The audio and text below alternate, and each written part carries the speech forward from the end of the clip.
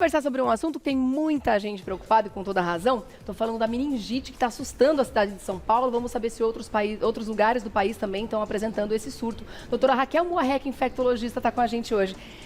Olá, bom dia, você está bem? bem? Não sei se é bom dia, boa tarde, já bom dia ainda. Bom dia ainda. Quanto tempo, saudade de você. Essa tarde mesmo, vamos lá, o que a gente pode resolver? Toda vez tem uma coisa diferente. Pena que seja para falar de assuntos preocupantes, né, verdade. doutora Raquel? Porque, de fato, a meningite não é uma doença muito simples. Não. Ela pode evoluir muito mal, né? Vamos explicar para o pessoal de casa, antes de mais nada, o que é? A meningite, qualquer uma delas é a inflamação, né, que seria num líquido que envolve o cérebro e envolve a medula. Tá. Então, é uma inflamação dessa meninge. Tá? E normalmente tem várias etiologias. Tem viral, tem bacteriana e tem fúngica.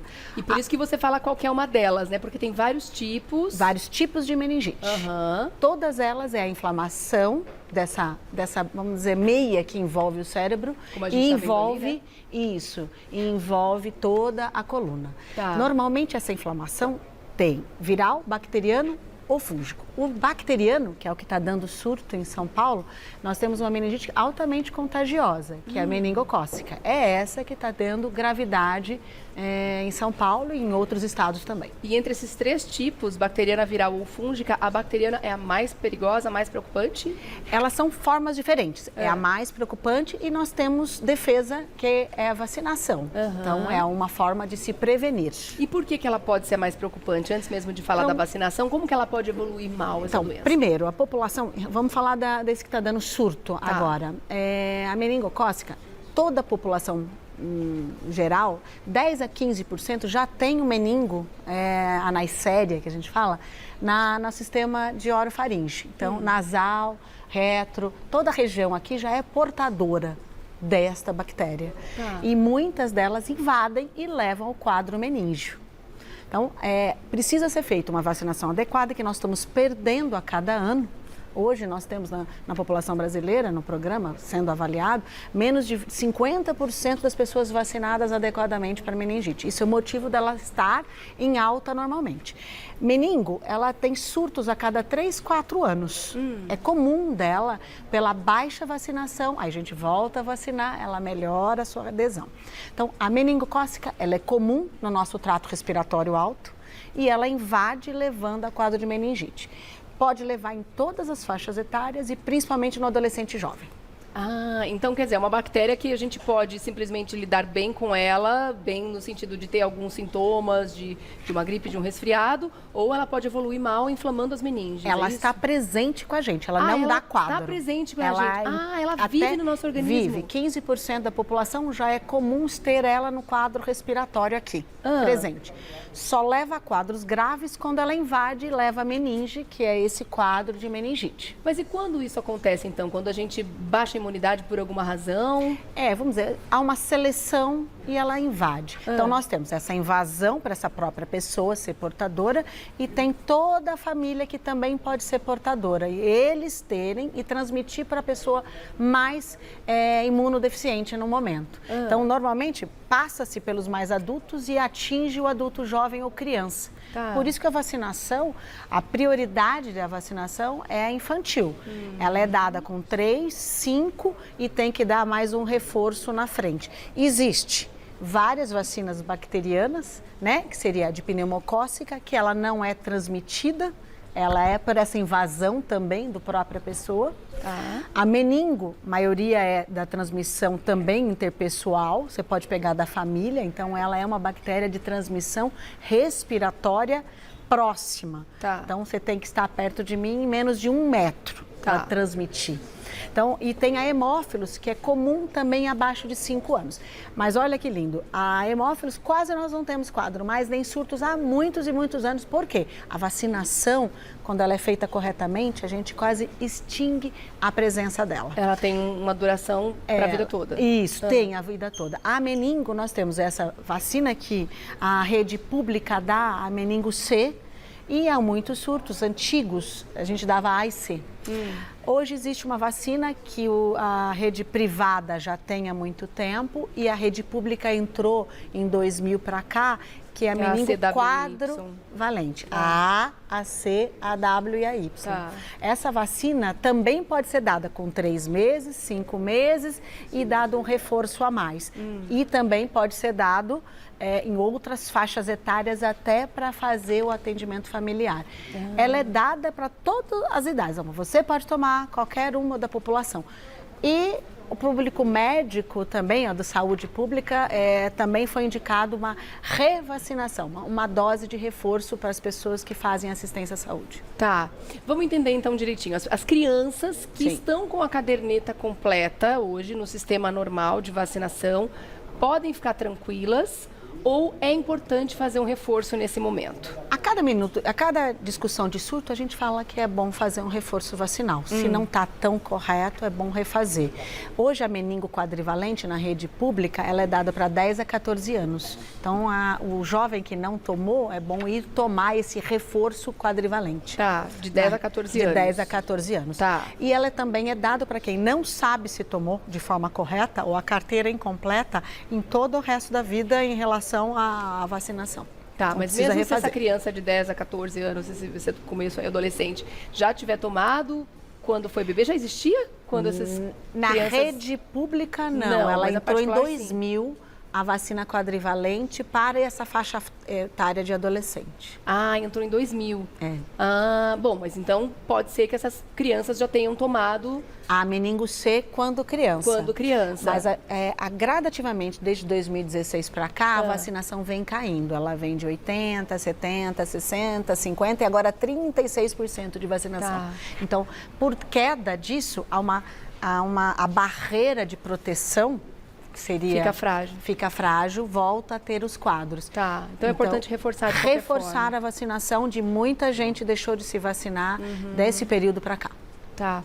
E é uma doença que não dá pra gente, assim, os primeiros sintomas, você percebeu que pode ser meningite, é melhor procurar o quanto antes uma ajuda médica, importante prestar atenção. Vamos falar dos sintomas agora, tem até uma seria telinha aí. Febre, tá?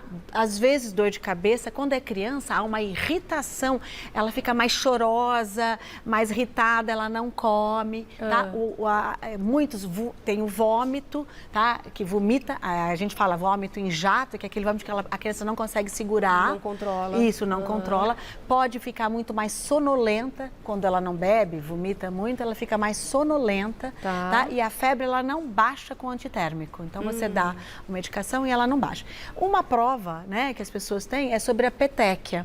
Né? A meningococcemia, que ela não é só a meningite, ela dissemina para o corpo também, que é a petéquia, que eles vão mostrar aí como que você pode fazer. A petéquia, quando você faz a pressão, ela não desaparece.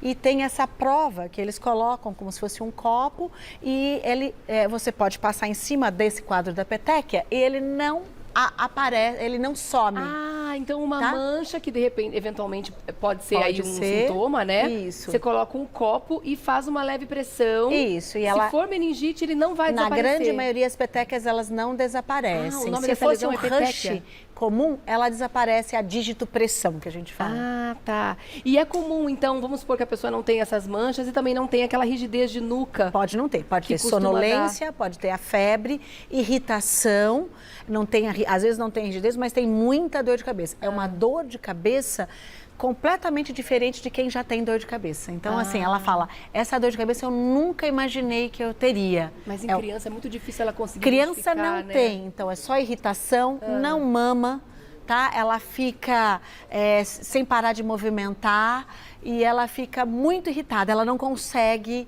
parar. Isso já é um sinal de que é bom levar para assistência, ainda mais quando não tem a carteira de vacina adequada. E é muito fácil, então, a gente confundir com sintomas de gripe, porque tem muitas gripes acontecendo agora, muitos vírus circulando também. Na dúvida, é sempre bom levar ao médico, então, né, doutora? Sim, olha, a meningite viral, ela é igual a um sintoma gripal. Então, ela pode dar esse quadro de dor de cabeça, febre, quadro de coriza respiratória, e é uma meningite viral começando quando a dor de cabeça não some também. Então, o principal diagnóstico para algumas meningites mais assim, diferentes dessa que está tendo agora é a permanência só da dor de cabeça e a irritação. Alguns levam a vômitos, mas não todos.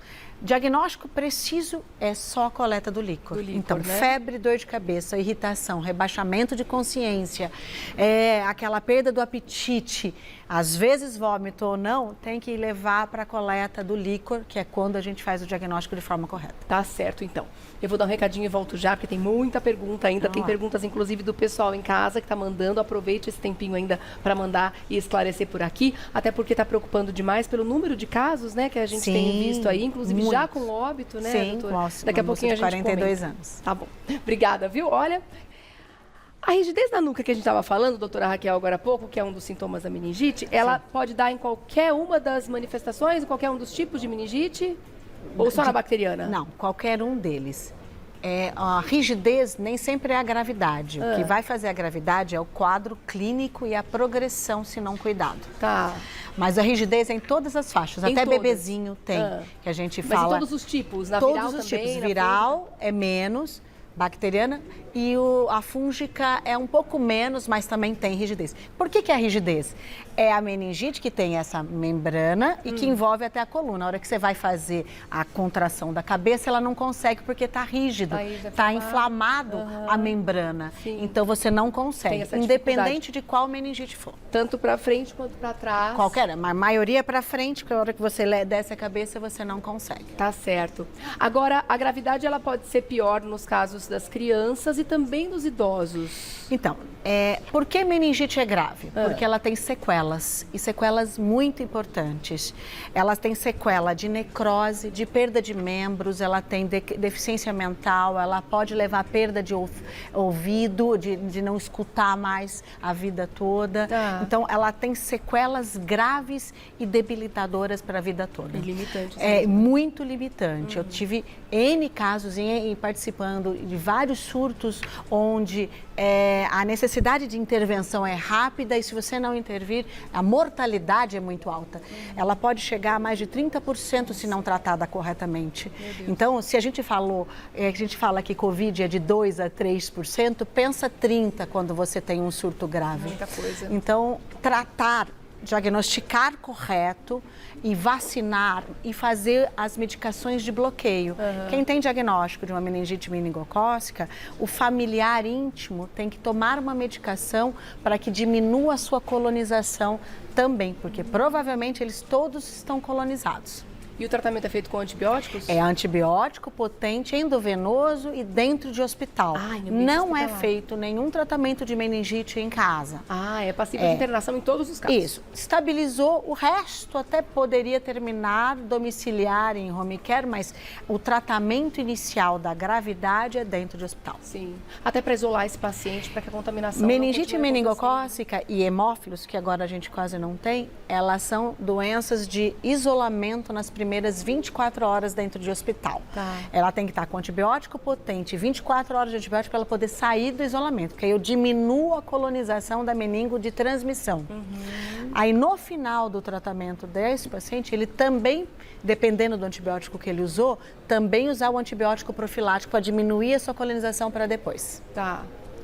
Então, todo familiar tem que medicar profilaticamente, que é essa até o 10º dia do contato dessa criança ou do adulto que teve meningite meningocócica.